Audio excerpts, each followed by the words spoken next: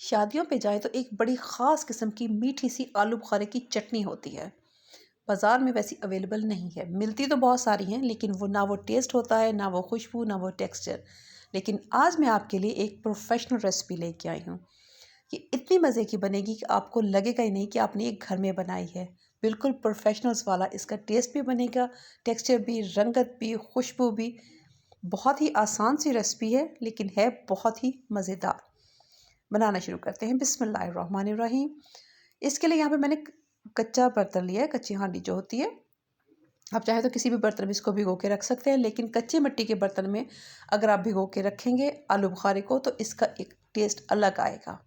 आधा किलो आलू बुखारा मैंने लिया है और इसमें मैंने तकरीबन 1 किलो से थोड़ा सा ज़्यादा पानी डाल दिया था। आपने इतना पानी डालना है कि अच्छे से सोक हो जाए और पानी थोड़ा सा एक्स्ट्रा हो, क्योंकि अभी इसने फूलना है। मैंने इसको ओवरनाइट सोक किया था। आप चाहे तो 1 डेढ़ घंटे के लिए भी कर दे, उसमें ये फूल जाएगा, लेकिन जितना ज़्यादा सोक होगा उतना ही ज़्यादा सॉफ्ट होगा। ये नेक्स्ट है।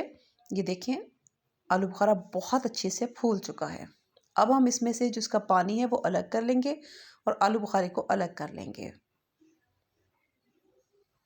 सिंपली इसको छान लेंगे और इस के पानी को अलग कर लेंगे। जैसे मैंने पहले कहा, ये एक प्रोफेशनल रेसिपी है और आपको इतनी मज़ेदार किस्म की रेसिपी मेरा नहीं ख्याल कि कहीं भी मिलेगी। इस तरह से इसका ये जो पल्प है, इसकी गुठलियाँ हैं, इनको हमने अलग कर लेना है। इनको हम बिल्कुल एंड में, चटनी बनाने के बाद ऑलमोस्ट एंड में शामिल करते हैं, क्योंकि ये बहुत अच्छे सॉफ्ट हो चुकी हैं। अब ये तकरीबन 1 किलो पानी रह गया। आधा किलो आलू बुखारा था, इसमें 2 किलो पानी जाएगा, यानी कि 4 टाइम्स। तो ये 1 किलो तो ये वाला हो गया जो इसमें हमने इसको भिगो के रखा था, और 1 किलो ही मैं इसमें और शामिल कर दूँगी। इन मेजरमेंट्स को आपने बहुत अच्छे से याद रखना है। और इसमें जाएगी 1 किलो चीनी, यानी कि आधा किलो आलू बुखारा, 1 किलो चीनी और 2 किलो पानी। ये इसका रेशियो आपने याद रखना है। रेसिपी है बहुत आसान, सिर्फ छोटी छोटी सी टिप्स है जिनको आपने याद रखना है, ताकि आप बिल्कुल परफेक्ट रिजल्ट ले सकें इससे। अब यहाँ पे 1 टीस्पून ज़ीरा है और 7 से 8 सब्ज़ इलायची। इनको मैं ग्राइंड कर लूँगी। अब चाहे तो इसे वैसे पीस लें, और पीस के इसमें हम शामिल कर देंगे।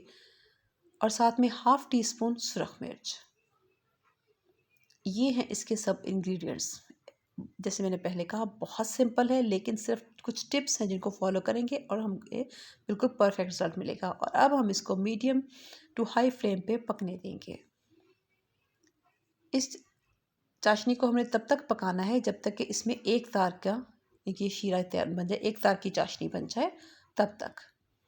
मैं अभी आपको इसको दिखाती हूँ। ये देखिए, ये हल्का सा ऐसे चिपचिपा सा होना शुरू हो गया है, एक इसमें तार बननी शुरू हो चुकी है। अब इस स्टेज पे आके हमने आलू बुखारे को इसके अंदर शामिल कर देना है। आलू बुखारे को जब आप इसमें शामिल करेंगे तो ये दोबारा से पतला हो जाएगा। पहले गाढ़ा हो चुका था, ये दोबारा से पतला हो चुका है, क्योंकि इसके अंदर पानी मौजूद है। अब हमने इसको दोबारा से पकाना है। और पकाने का वही है, इसमें हमें कोई बहुत ज़्यादा इसको चिपचिपाहट नहीं करनी है। हल्का सा इसका बस शीरा पकना शुरू हो जाएगा, तो तब तक हमारी जो चटनी है वो तैयार हो जाएगी।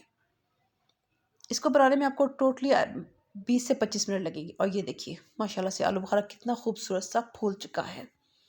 बहुत अच्छे से ये गल चुका है, बिल्कुल सॉफ्ट हो चुका है। और इसकी कंसिस्टेंसी देखें, ये देखिए, हल्की सी सिर्फ तार बननी चाहिए।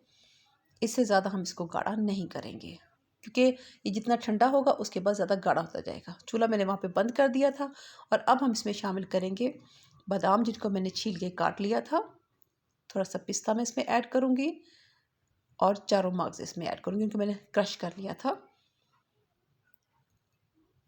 ये हमने चूल्हा बंद करने के बाद सब कुछ ऐड करना है। चटनी गर्म है बिल्कुल, और ये इसमें ही बिल्कुल अच्छे से सॉफ्ट हो जाएंगे।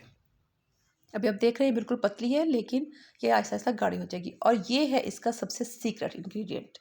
जी हाँ, मैं यहाँ पे जाम शीर डाल रही हूँ। आप कोई सा भी लाल शरबत, रूह अफ़ज़ा भी शामिल कर सकते हैं। इससे इसका कलर भी बनेगा और इसकी खुशबू भी बनेगी। ये वो सीक्रेट है जो कि आपको जो प्रोफेशनल्स हैं वो नहीं बताते हैं, क्योंकि पहले आपने देखा कलर क्या था, और अब एकदम से कलर कितना इसका खूबसूरत हो गया। इसकी कोई ख़ास क्वांटिटी नहीं है, आपको जितना कलर चाहिए होगा आप उतना इसमें ऐड कर सकते हैं। और ये देखिए, हमारी मज़ेदार किस्म की चटनी जो है बन के तैयार हो चुकी है। ये ठंडा होने के बाद अब आप देख सकते हैं इसका टेक्सचर भी कितना ज़बरदस्त है, बिल्कुल परफेक्ट है। इसकी रंगत और इसकी खुशबू तो इतनी लाजवाब है, और माशाल्लाह से जायका तो इसका इतना लाजवाब है कि आप सच में उंगलियां चाटते रह जाएंगे।